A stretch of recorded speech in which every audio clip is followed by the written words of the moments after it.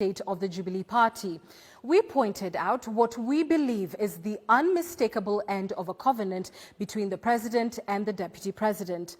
We urged politicians aligned to the deputy president to not only come to terms with this reality, but to thrive in it and free themselves to chart bold new paths.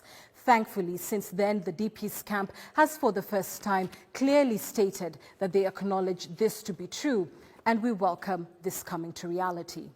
And so tonight we ponder what the end of this covenant means for the nation.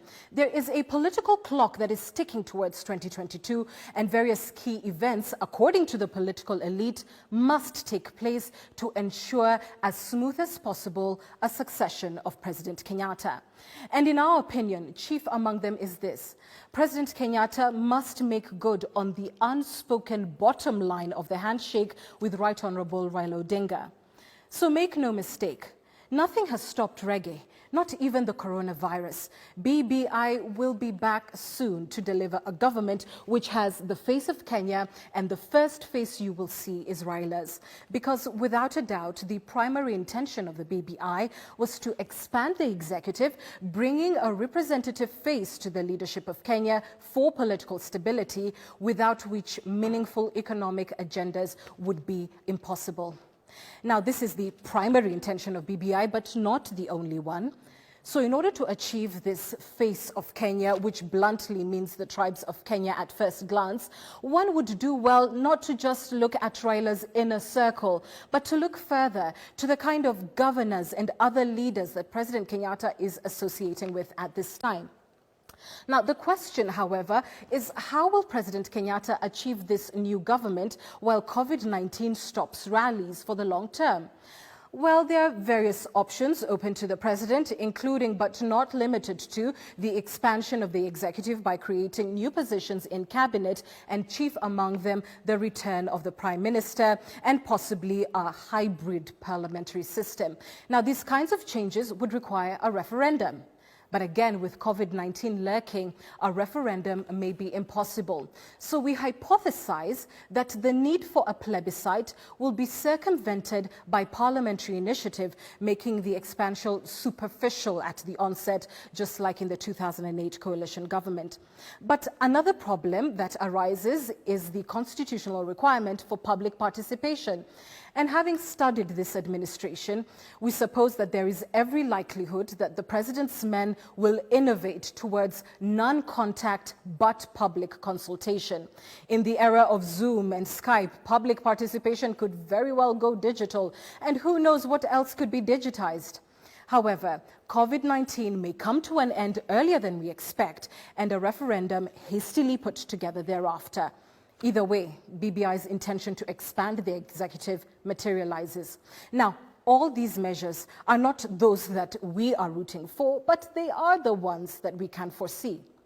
So whatever maneuvering it will take, the writing is on the wall, and there is every likelihood that before this Christmas, Raila Odinga will formally be incorporated into government.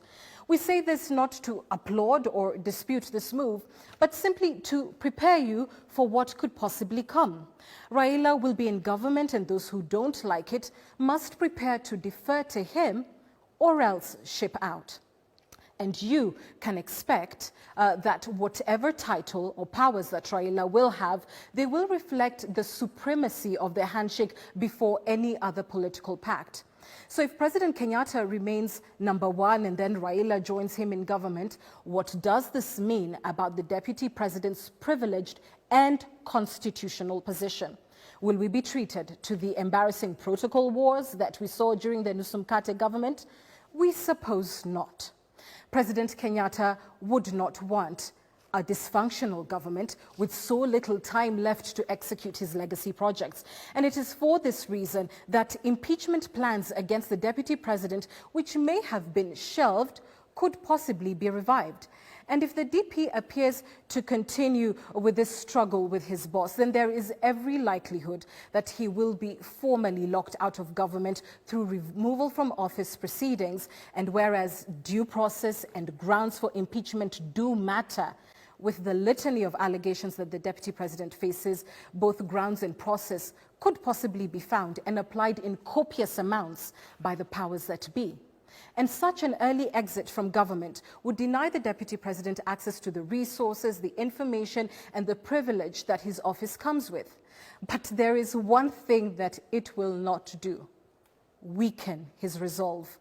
We must remember, with or without titles and offices, the Deputy President has always been a self-made man and has a resilient political base.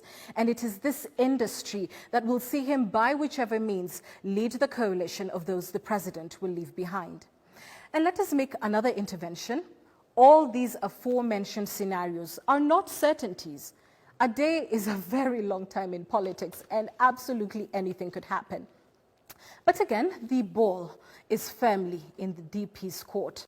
We remain persuaded that right now his best option is to remember his boss and to defer to him at all times, and to do so speedily. And for the avoidance of doubt, the Deputy President, as a senior political leader, bears a significant measure of responsibility for what his allies say in public and by proxy against the President. And the Deputy President would do well to ask them to follow his lead. And finally, last Sunday, we humbly refrained from advising the Deputy President, but tonight we do so unreservedly. As the handshake eloquently tells us, President Uhuru Kenyatta is the kind of man who can make peace with the most bitter of rivals and offer them cooperation. He is the kind of leader who can reconsider his position, and this is his strength. He's not so determined down a path that he could not forge a new and better one.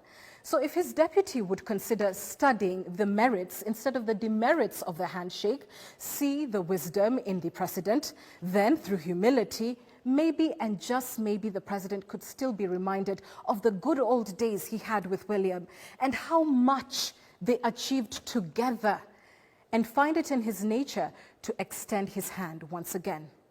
But make no mistake, this time, it would strictly be on the President's terms. And those, friends, are the facts. And that's our time and our punchline. I am Kiguta. Thank you so much for watching. God bless you, and see you next Sunday. Bye-bye.